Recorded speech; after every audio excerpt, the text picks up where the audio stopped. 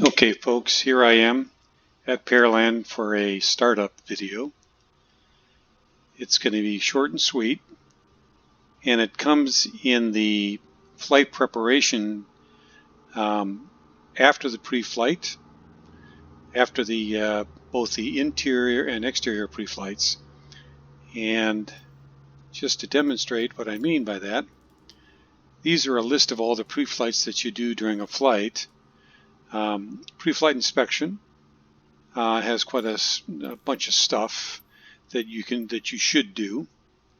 Then there's the before starting engine checklist that you want to do, and it's really a rehash of some stuff, but you want to do it. And then there's the starting engine, which is what we're going to demonstrate here. And I'm going to do it without the checklist because I've been doing it a lot of times, but you should get in the habit of doing it with a checklist. And I hope I'm not giving you bad information here or teaching bad habits. Okay, the first thing you want to do is set the parking brake so that when you do start the engine, it doesn't start rolling away on you. You want to make sure the mixture's back. That's this red knob, and the throttle, which you control with your controller, and it's all the way back.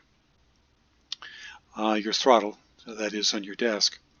And then you want to come down here and make sure both these things are set properly. You want the fuel selector valve in both. This is left, right, and both. And then the shutoff valve you want open. So if you mouse over it, it says close. That means it's open. Trim should be a takeoff, and that kind of a default setting when you turn the sim on.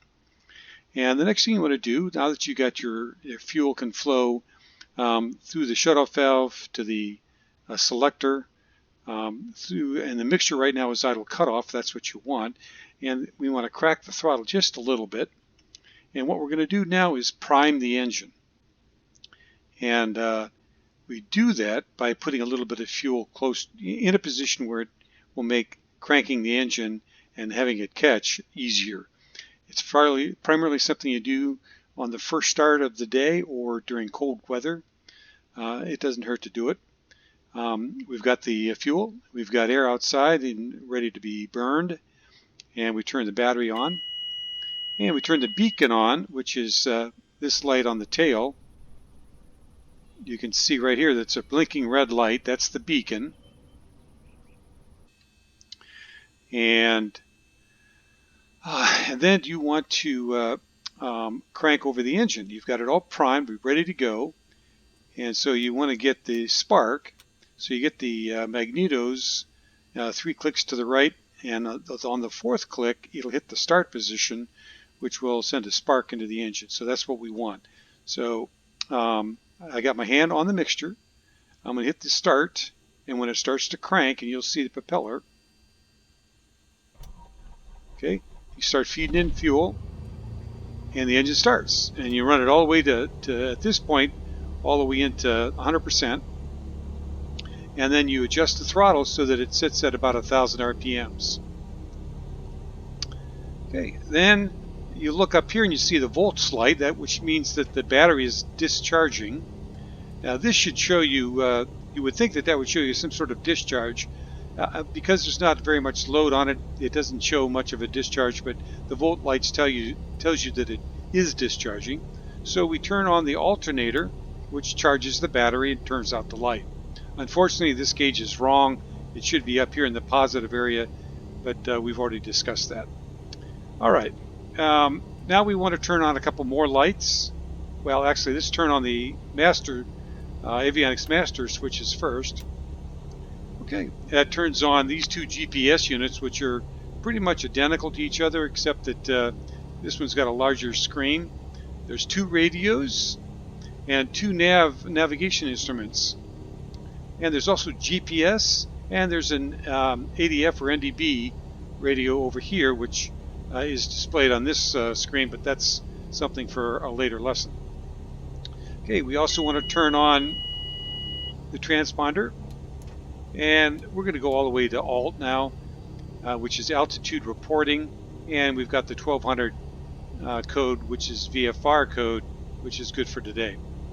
Okay, I said we're going to turn on some more lights. So let's turn on the nav lights, and those nav lights are there's a yellow, or excuse me, a white light on the tail, and on the right wingtip there's a green light right here, and on the left wingtip there's a red light.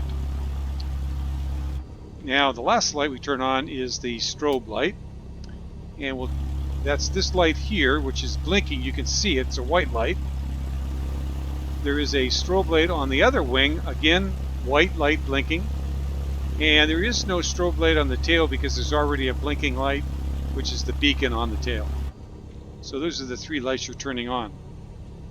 So you've got the engine running. You want to check the instruments, of course, and you should be doing this as you're starting the engine, but we'll go over it here. This obviously is just your fuel gauge, tells you how much fuel you got. This is your left tank and your right tank, and that left tank is right here, and the right tank is right up in here, and a gravity feeds down into the engine. This pump is not necessary for flight. In fact, we'll leave it off the entire flight. It's only used when for priming the engine, and maybe in those situations where you want to make sure you've got a good fuel flow, or for some reason there's a clog. Who knows? Anyways, it's not a requirement for the engine to operate in this airplane. Some airplanes it is. The low wing airplanes, when the wing is below the engine, obviously you're going to need a pump. All right. So this is your temperature gauge for exhaust gas. Obviously, that's the temperature of the gas as it's coming out of the engine. And right now it's pretty low because the engine just got started and it's still cool. That'll start coming up as we move the throttle forward later on in the flight. This is your fuel flow, and that's gallons per hour. And basically, so you can go 10, 15 gallons per hour. When you're running it up on takeoff, it's going to be somewhere up here. And then as you lean the fuel as you get to altitude, you'll be burning somewhere 8 to 10, depending on what's going on, 8 to 10 gallons per hour. Okay, this is your oil temperature. And you can see when we first started, it was way down here. It's starting to come up. It's in the green. And depending on how we lean the fuel, well, that's this temperature. I won't talk about that. All right, this is the vacuum and amperes gauge. I've already told you that this is backwards. This is the vacuum gauge. You want this to be in the green, and it's going to be on the low side with the throttle back at idle like we are now, or close to idle. Okay, just a refresher, this is the six-pack. Uh, this is your airspeed, altitude, attitude, horizontal situation, vertical speed or variometer, and this is your turn coordinator.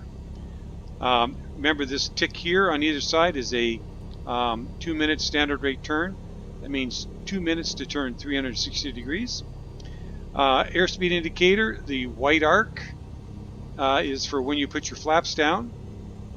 Now this white arc up here is for the first 10 degrees of arc. Now I'd rarely put the flaps out this fast. I usually wait until I'm below about 110 knots, and then I'll put that first notch of flap out. And then when I get down into this area here, then I'll start putting out 20 and 30 flaps, and that's the max, 30. Okay. These are the two vacuum instruments, vacuum gyros. This is also a gyro, but it's electrical. And these three are pedostatic instruments or air data instruments, and they get their data from their dynamic data or for the airspeed indicator through the pitot tube. And there are some static ports that that give you the other source of air data for your altimeter, your VSI, and also for your airspeed indicator. And I think that's pretty much for now. Now, before we go anywhere, we're going to want to talk to ATC. We're not going to be able to talk to ATC. We're going to be listening to ATIS, which is the Automatic Terminal Information Service, to get the weather and any other conditions that the airfield wants us to know about. And it'll sound something like this. Kilo Lima Victor Juliet, automated weather observation 1500 Zulu. Wind 267 at 7. Visibility 7. Sky condition, few clouds at 1,000 feet. Temperature 15 C dew point, 13 C altimeter 29902. Kilo Lima Victor Juliet, automated weather observation 1500 Zulu. Wind 267 at 7. Visibility 7. Sky condition, few clouds at 1,000 feet. Temperature 15 C dew point, 13 C altimeter 29902. Kilo Lima Victor Juliet, traffic Vons November 407 is taxiing to runway 32. Okay, essentially that announcement I just made about taxiing to runway 32 is just informational for anybody else in the pattern. There is no tower at this airfield, and so it's up to each individual aircrew to announce what they're doing so that everybody else knows what's going on. And so that's what I did. I'm about ready to taxi to 32, and so what I'm going to do is take off the parking brake and add power and start taxiing. Checking to make sure the area is clear.